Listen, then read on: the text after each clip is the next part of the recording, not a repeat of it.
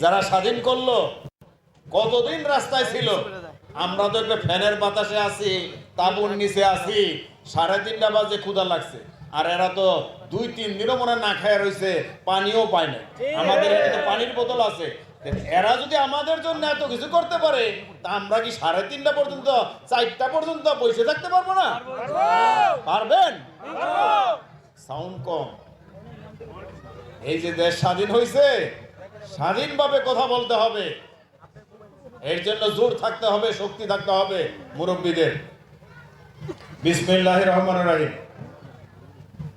উপস্থিত আর এইভাবে মঞ্চ থেকে হিন্দুরা সাথে সাথে হিন্দুদের যে জোকার উলু সেটা দিয়ে দিলেন, সাথে সাথে সে খুশি হয়ে গেলেন।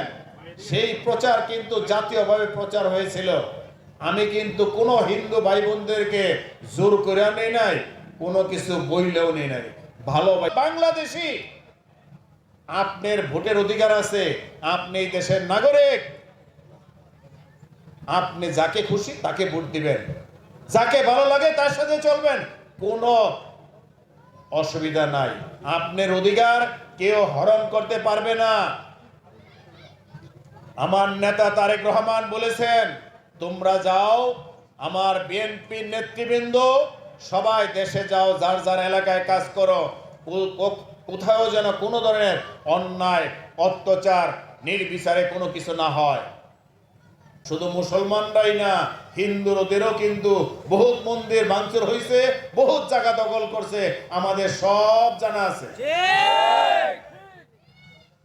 তবে এতটুকু আপনাদেরকে আশ্বস্ত করতে পারি, যেহেতু আমার নেতা তারেক রহমান শ্রীনগর এবং সিরাজদিঘার সাংগঠনিকের দায়িত্ব দিয়েছেন, আমি যাদেরকে শ্রীনগর সিরাজদিঘা থানার সাংগঠনিকের পদে দায়িত্ব দিয়েছি, হাফিজ ভাইকে ভালোভাবে